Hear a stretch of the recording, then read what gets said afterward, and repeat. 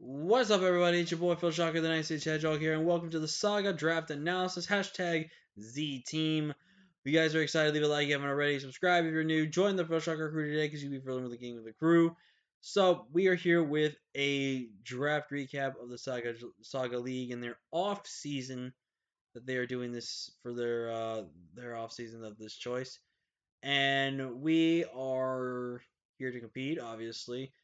Also, I'm gonna probably somewhat rush through these and everything because I was already recording, but then I realized I had the sound muted, and I don't know if that was gonna affect my audio. It probably wasn't, but I decided to be safe and just want to re-record. So leave a like if you haven't already, subscribe if you're new, join the Fish Record Creators if you're living with the king of the crew. Let's go in. So basically, in this format of the off season they're doing, there's the Gen lists. So obviously it's gonna be Gen. All the Gen 1 Pokemon are in one list. All the Gen 2 are in one list. All Gen 3 are in one list. So on and so on, all the way to Generation 8. And in this one, in Gens 1, 3, and 5, you have to draft two Pokemon each. So you get six Pokemon from there. Then you get one Pokemon in Gen 2, one Pokemon in Gen 4, one Pokemon in Gen 6, one Pokemon in Gen 7, and one Pokemon in Gen 8. So basically, you have to be very strategic on how you pick your Pokemon in the format that you are picking. So that's what's really, really cool. It is National Dex, obviously, since we can only use there's certain Pokemon that can only be used because of National Dex. Well, actually, I don't know. But yeah, so let's go ahead and break that. I was the second pick overall, so I basically was guaranteed about anything and everything I really wanted, which there was a lot of things I could have potentially have grabbed as times went, but for my first overall pick, I decided to go straight to Gen 7. Now, the reason why I went Gen 7 arguably has some of the best competitive mons in the format, and if it can be argued as the best Gen 4 competitive mons, well, mostly the new mons, I would say, not counting Mega Evolution. And the first pick I wanted was Zeraora. Zeraora is just super, super good. Electric Spam is super free in most matches and everything like that. The Calm Mind sets, Bulk Up set, Choice Specs, Choice Band. This thing can do about everything. It's not exactly like a Mew or Victini or anything like that. It's a little predictable in what it wants to be brought, but this thing is just a monster, and it can just do so much for a team if it's put on the right kind of path. But overall, I really, really like this one, and I just think overall it's going to put in such an amazingly good season for me. So going into the wheel pick, I got sniped a lot. I got sniped a lot this draft. I got sniped on things like Conkeldurr, Victini. Um, what else was I sniped on? I was sniped on Reuniclus. That was one of my massive. I was also sniped on Clefable, dude. I really wanted Clefable, like really badly wanted it. But yeah, so going to the second round and basically my wheel pick, I wanted to get something that I wanted to try again because Zeraora was a mon I have used before a couple of leagues. I think I finished in leagues with it. I might have not, but it's one of those ones I've gotten a little familiarity to and I kind of know how to use and control with. So that's really good as well. But going to my second pick, I grabbed Zygarde, my boy Zukiyo. By the way, we're naming the Zero avatar because of the airbend symbol. And if we're allowed to use the shiny one, we will definitely be using shiny Zero because that's a sick shiny. Followed by the next six shiny that looks apparently by some people as toothpaste. I don't agree. Is Zukiyo my Zygarde? I have used Zygarde a couple of times before in the past. I've used 100% form. I've used a little bit of the 10% form, and I have used a couple of other things as well. I think Zygarde arguably is going to probably be one of, if not the top three best dragon to use in Gen 8 format. Just because Thousand Arrows has just very limited switch-ins. This Mon has just great, fantastic setup opportunities. And again, with no hidden power ice in the format, this thing honestly can always not be able to have to worry about running Yachi Berry every single week and can literally run a choice band. It could really run like a berry to keep its HP up and everything like that. Like this thing is just a monster, and I'm really looking forward to that. So going with my wheel, I think I had to grab for me. I had to really grab a really good water type, and for me, I felt like Zygarde hates dealing with bulky waters. It hates dealing with bulky grass. What is probably arguably the best bulky water to a Zygarde, no matter how much it sets up or everything like that? that's Milotic. And that was one of the reasons why I grabbed Milotic was Milotic is 100% one of the best checks and answers to a Zygarde 50%. And arguably, it's probably one of the best water types in the format from a defensive standpoint. Milotic just provides so much good usage for the team with competitive. It's a really good mon to take advantage of just using Toxic. It's also a really good mon to just gain access to Clickate Skull for free. Excuse me. Gets reliable recovery and recover. It's just overall a very good nuisance mons that can provide really good defensive synergy with most teams in the format. So definitely a mon I like, and plus it's been on one of my championship teams, which is pretty good. And I just am overall looking forward to trying my Milotic out again. I barely have used my Milotic just because again it's one of those mons I think I just in a way have not gotten comfort with because I didn't start out with it, but it's definitely a mon I am looking forward to using again and again. So on my second batch of wheels, I make a little bit of a mistake here. I arguably wanted Infernape from Gen 4. Also, by the way, as you can tell, Gen 6 pick was Zygarde. So my one picks from Gen 7 and Gen 6 are up, and then one of my Gen 3 picks is obviously Milotic. So, but going into this, I had to think, okay, at this point, all the Gen 1 Pokemon, all the best Gen 1 Pokemon were like legit getting scooped up left and right.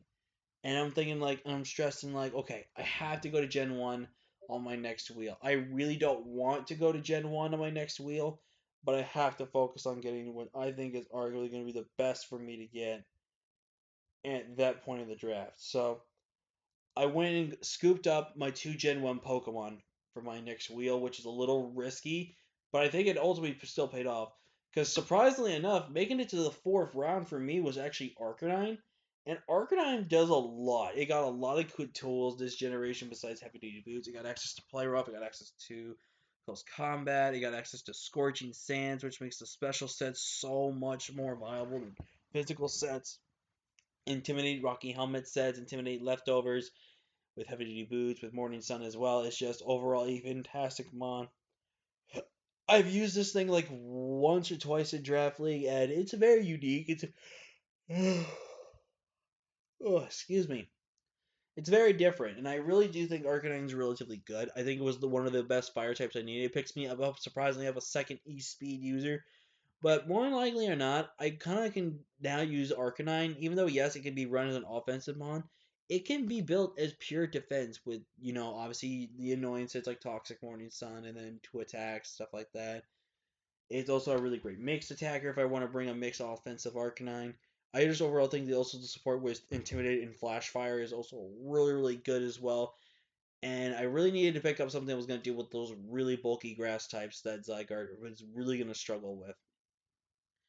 So looking at my team right now, I kind of lose a little bit to freeze dry. So I wanted to pick up another potential fire immunity as well because obviously I'm going to pick up things that maybe get fire weakness. So I thought like, okay, what's something? But mostly I wanted to pick up a good ice resist for Zygarde. And the one ice resist that also helps as a fire resist, but can also help as a very annoying mon for most teams. I picked up Big Daddy, and surprisingly, he's not nicknamed for some reason. It is my main man, Obo baby, the Snorlax.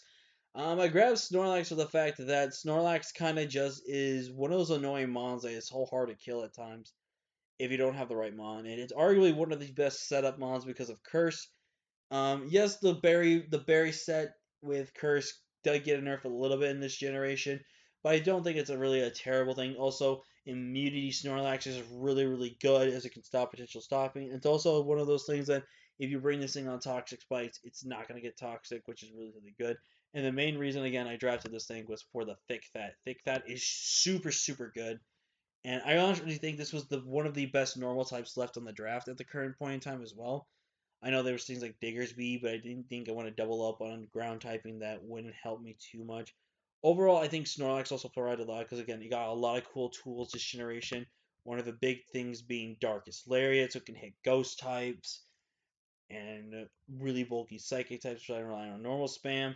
I think overall Snorlax was a fantastic pick and arguably one of the best picks up to get in the Gen 1 tiering. So right now I've got 4 of my required mons right here of my 11. So I've got to get 7 more. So I'm thinking, okay, I'm going to go ahead and finish out Gen 3 right now. And if you look at my team, I have zero, absolute zero hazards. And I think maybe getting at least one hazard setter or two is really, really good. So I also wanted to try this mod because I've never used this mod before. I picked up Iron the Registeel. Registeel, in my opinion, provides so much good kind of uniqueness to this team. Where it gives me another ice resist. It gives me a mod that, yes, is weak to fire, but doesn't really care unless it's very offensive. And you can look at my team, I've got good fire resist as well. It's kind of one of those models that can actually just run special every single week and take the Will-O-Wisp burns and stuff like that that Zyger would not want to appreciate and stuff like that. Overall, I love this Pokemon so much. And I think it just puts a lot of great utility options for this team as well.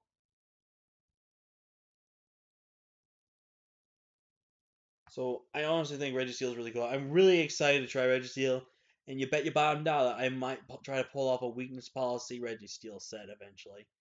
Definitely the Iron Defense Body Press set is extremely disgusting with Registeel, and the other Regis as well. I'm just really looking forward to trying Registeel, and hopefully be able to put in a lot of good work with it this season.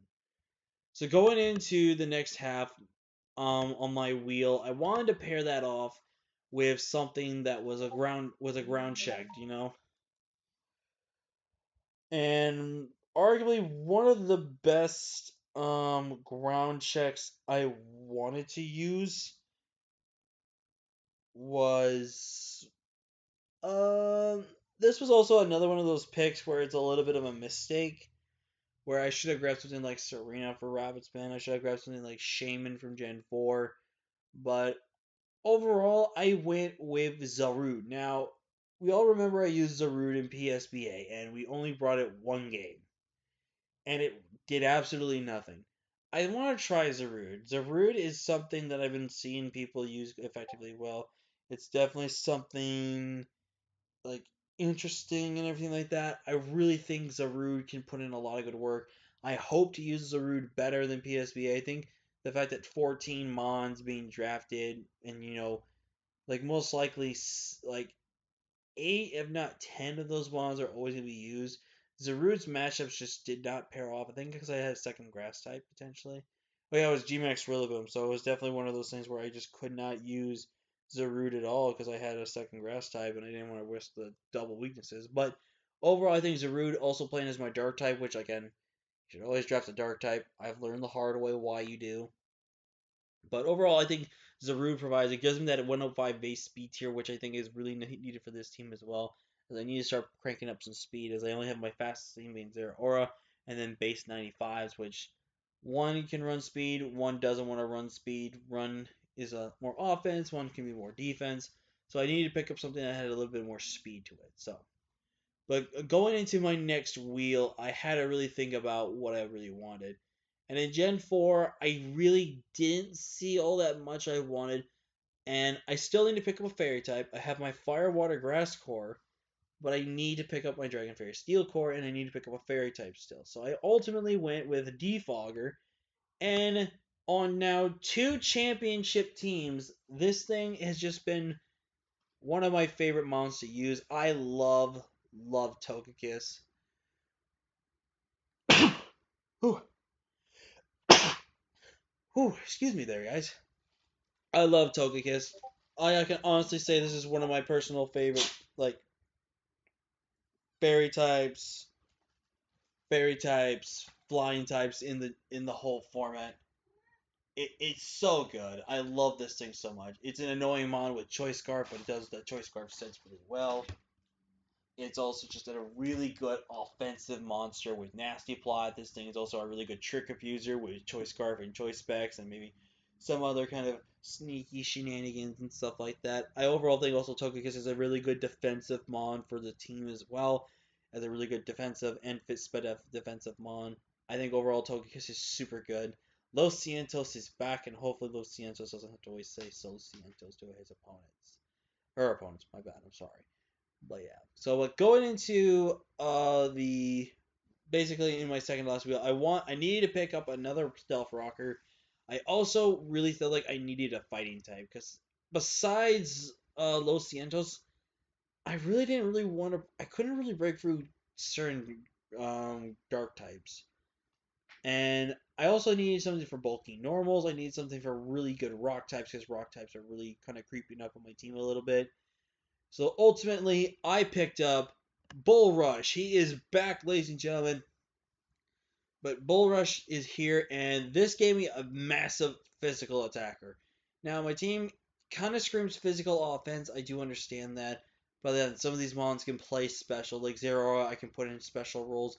Zygarde, I can even arguably put in special roles. Arcanine, I can probably play more as my special attacker.